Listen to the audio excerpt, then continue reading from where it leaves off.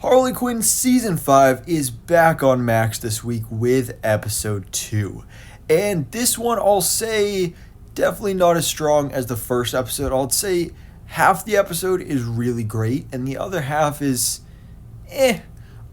because this is one of the episodes where we do split up Harley and Ivy, and honestly, usually when they would do that, I would be more of a fan of Harley's storyline, just because obviously the show is named after her, and I just seem to appreciate her more as a character. But this time, it's the other way around. Ivy's storyline was much, much more entertaining, especially because it was much more of a serious, actually emotional story in this episode. Whereas, with Harley, she was babysitting King Shark's kids, which, I mean, it was great to see Ron Funches back as King Shark for a little bit. He was barely in the episode, but right at the beginning, still nice to see. All the stuff with his kids really wasn't funny. I mean, there was the one part where I don't remember what the kid's name is, but like the one kid shark, or baby shark, if you will, that was speaking to Harley, when he just said, "You want to see my two penises?" That caught me off guard, and that was really funny. But other than that, they were mostly annoying. But I did really enjoy seeing, obviously, Bane back here, and we talked about in my trailer breakdown that I did last week, mainly talking about Red X in that video. If you haven't already, go check that out.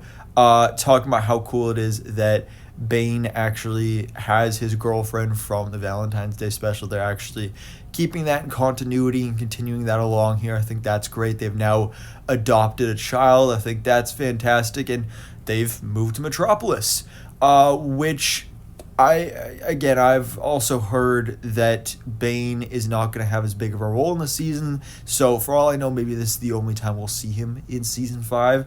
And this may explain why maybe he won't be popping up as much in future seasons either. But again, go check out my trailer breakdown video I did last week, because I talked about how, at least I believe, there's some evidence that we will be getting a Bane spin-off show on Max. So go check that out if you haven't already. But the little bits of Bane we got in this episode were certainly quite a bit of fun.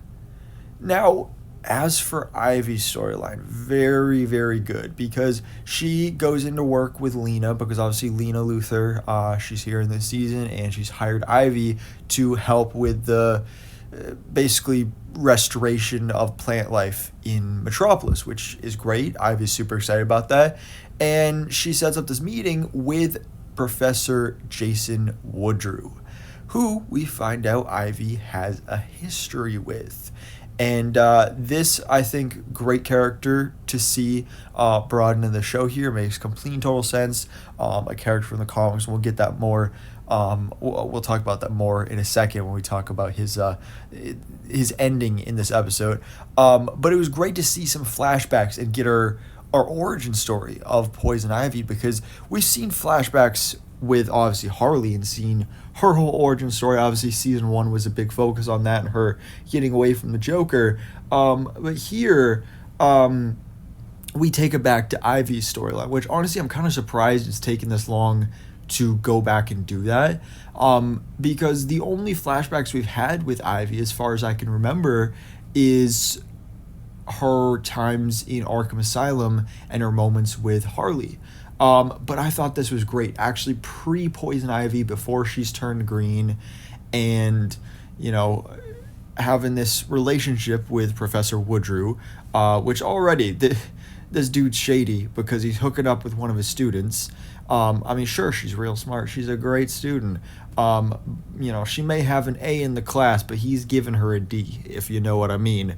And they're doing some stuff, and she's basically in love with him.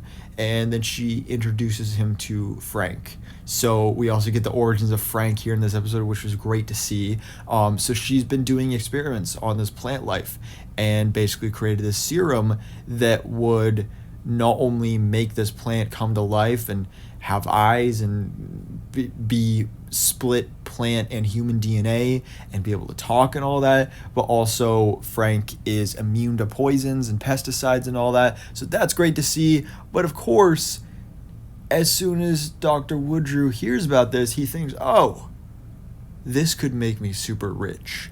So he turns a little evil on her, and, well, he basically tries to kill her. Some stuff goes wrong in the laboratory. He locks her in there with Frank, and she's going to die. But instead, she takes her serum and injects it into herself, and of course, then we get the birth of Poison Ivy. Her skin turns green. She now has control over plant life. It's great. And now here we are in present day, where he's still a professor at this university.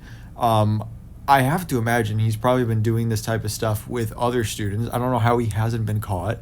But dude's not a good guy. And he thinks that everything's just going to be fine with Ivy. He totally trusts her for some stupid reason. And she brings him into the lab. And basically, for payback and revenge, really showing... I think one of the fascinating things about this show and that dynamic between Harley and Ivy is one of the big focuses on Harley is that she doesn't know... she had a struggle with identity. She didn't know how to be a villain, so she tried to be a hero. She didn't know how to be a hero. She figures out she's better more in the middle. Ivy has always been a villain. She's always been a villain. Last season, she was working with the Legion of Doom. Season 3, she was basically the main villain of the season. And here you see that even more when you have a pure evil moment from her, where she basically does the same exact thing to Dr. Woodrue and injects him with the stuff. And that is what leads to the birth of the Floronic Man. So this is another character from the comics. He's also the one responsible for her transformation in the comics as well. But this brings us to now the Floronic Man, who in the comics obviously has mainly big ties to Poison Ivy, but also lots of ties to Swamp Thing as well. In fact, actually, he made his live-action debut in the final episode of the DC Universe Swamp Thing series. And then, of course, that show was canceled after the first episode, so it didn't go anywhere, but he looked cool. Now we have him in this storyline, so I'm really excited to see this. That's kind of where we leave off the episode, and I'm really excited to see where things go from here, because obviously we have this, but we also have Brainiac as a part of this season as well. Red X is coming. There's a lot of fun in store for Harley Quinn Season 5, and I can't wait to see where things go next. So anyways, guys, let me know your thoughts in the comments below. What did you think about Episode 2 of Harley Quinn Season 5? What did you think about this focus on Ivy's origin story, the birth of the Floronic Man, and all the madness of Harley babysitting her god sharks? So anyways, guys, thanks so much for watching. Please drop if you enjoyed this video and hit the subscribe button so I keep up to date on everything that goes on in the DC life.